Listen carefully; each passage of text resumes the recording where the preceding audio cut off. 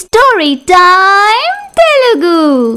సుజాతకు ఇద్దరు కొడుకులుంటారు. అయితే వాళ్ళిద్దరిలో పెద్దబ్బాయి పేద అమ్మాయిని, చిన్నబ్బాయి ధనవంతురాల్ని ప్రేమ వివాహాలు చేసుకుంటారు. కానీ వాళ్ళమ్మ సుజాతకి మాత్రం చిన్న కొడుకు ధనవంతురాల్ని చేసుకోవడం ఇష్టం ఉండదు. మరి సుజాతకు ధనవంతులంటే ఎందుకు ఇష్టం ఉండదో ఆ కథేంటో ఇప్పుడు చూద్దాం.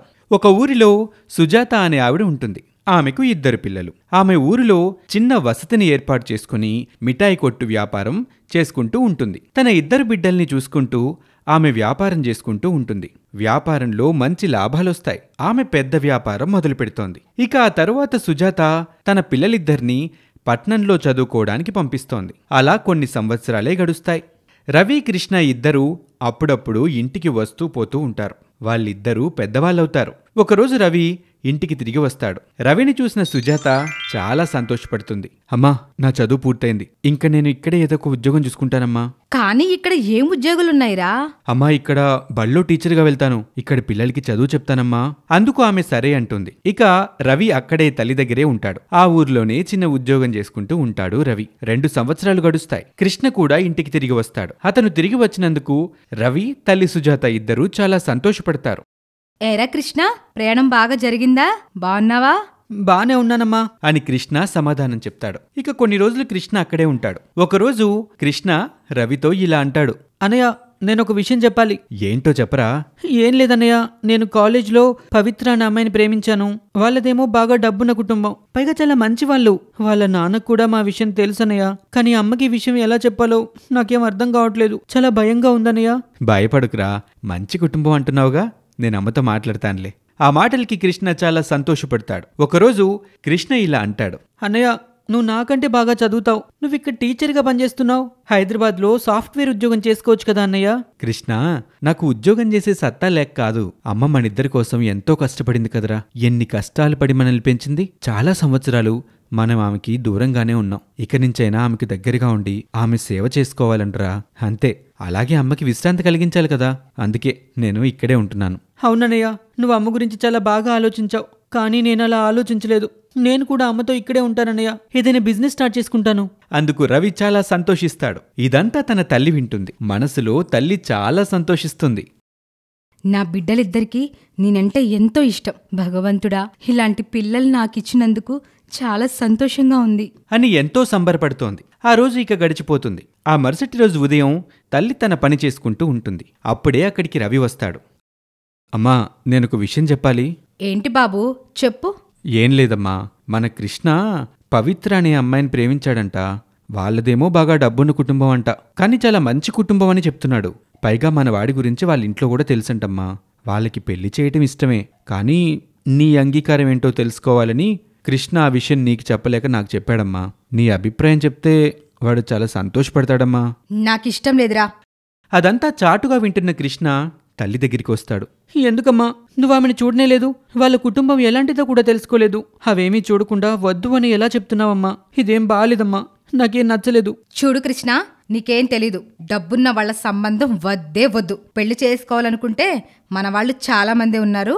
వాళ్ళలో ఎవరో ఒకరిని చేసుకో. అమ్మా, డబ్బుంటే ఏమవుతుంది? నీకెందుకు డబ్బులున్న వాళ్ళంటే ఇష్టం ఉండదమ్మా? తల్లి ఏమీ సమాధానం చెప్పకుండా ఆలోచిస్తూ ఉంటుంది. అమ్మా, నువ్వు సమాధానం చెప్తావా చెప్పవా? నోరు మూసుకొని ఉండు. నాకెదురు సమాధానం చెప్తావా?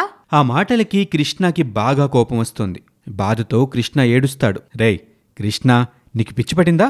అవునన్నయ్య, నాకు పిచ్చే పట్టింది అంటూ ఏడ్చుకుంటూ లోపలికి వెళ్తాడు. తల్లి కూడా చాలా బాధపడుతూ లోపలికి వెళ్ళిపోతుంది. ఆ రోజు రాత్రి సమయం కృష్ణ తీవ్రంగా ఆలోచిస్తూ ఉంటాడు. చూస్తూ చూస్తుండగానే తెల్లారిపోతుంది. ఇంతలో ఎవరో తలుపు కొడుతూ ఉంటారు. తల్లి నిద్రలేచి తలుపు తీస్తుంది. ఎదురుగా కృష్ణ అమ్మాయిని పెళ్లి చేసుకుని వచ్చేస్తాడు. దాన్ని చూసిన తల్లి ఆశ్చర్యపోతుంది. పెద్దగా ఏడుస్తుంది.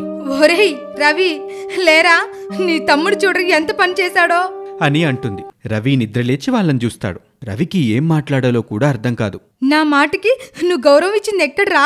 తల్లి అలా అడిగేసరికి అతను ఏమీ మాట్లాడకుండా అలా ఉండిపోతాడు. కానీ సుజాత కోపంగా లోపలికి వెళ్తుంది. తర్వాత రవి వాళ్ళిద్దరినీ లోపలికి రమ్మని పిలుస్తాడు. ఇక నూతన దంపతులిద్దరూ లోపలికి వెళ్తారు. ఇక ఆ రోజు రాత్రి సమయం తల్లి ఏడుస్తూ మంచం మీద ఉంటుంది. భోజనం కూడా తినకపోవటంతో రవి, కృష్ణ ఇద్దరూ వెళ్తారు. అమ్మా, పొద్దున్నుంచి ఏం తినలేదమ్మా నువ్వు.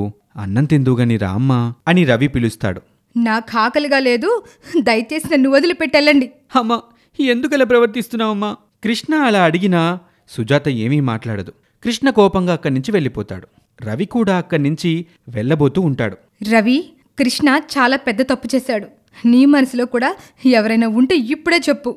నువ్వు బాధపడుతూ నన్ను బాధ పెట్టుకో. అమ్మా, నేను నిజం చెప్తాను. నేను కరుణ అనే అమ్మాయిని ప్రేమిస్తున్నాను. వాళ్ళది చాలా పేద కుటుంబం. ఆ విషయం చెప్పాలనుకునే లోపే ఇదంతా జరిగిపోయిందమ్మా. వెంటనే వాళ్ళ తల్లిదండ్రులని అమ్మాయితో సహా ఇక్కడికి రమ్మని చెప్పు. అమ్మా, ఆ అమ్మాయికి వెనక ముందు ఎవరూ లేరు.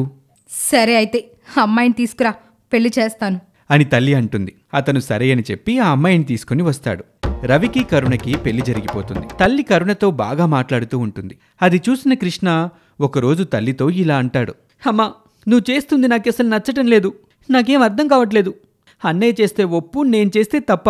ఇదేంటమ్మా, ఇదెక్క న్యాయం? మీ అన్నయ్య ఒక పేదమ్మాయికి జీవితాన్నిచ్చాడురా. నువ్వు ఒక డబ్బున్న అమ్మాయిని ఇంటికి తీసుకొచ్చావు. అదే నువ్వు చేసిన పెద్ద తప్పు. డబ్బున్న వాళ్ళు అసలు ఏం చేశారు నిన్ను? ఆ డబ్బున్న వాళ్ళు ఏం చేశారా? నా జీవితాన్ని నాశనం చేశారు. నా భర్తని నా కాకుండా చేశారు. మీకు తండ్రి లేకుండా చేశారు. మీ నాన్న ఎందుకు చనిపోయాడో తెలుసా? ఎవరు చంపేశారో తెలుసా? అంటూ సుజాత పెద్ద పెద్దగా ఏడుస్తుంది. తల్లి చెప్తున్న మాటలు వింటూ అన్నదమ్ములిద్దరూ ఆశ్చర్యంగా చూస్తూ ఉంటారు. అసలు సుజాత భర్తని చంపిందెవరు? ఆమె ఎందుకు అంతగా బాధపడుతోంది? వీటన్నిటికీ కారణాలేంటి? ఆమె వాళ్లతో అసలు ఏం చెప్పబోతుందో మనం తర్వాతి భాగంలో తెలుసుకుందాం. స్టోరీ టైం తెలుగు ఛానల్ ని సబ్స్క్రైబ్ చేయండి, షేర్ చేయండి,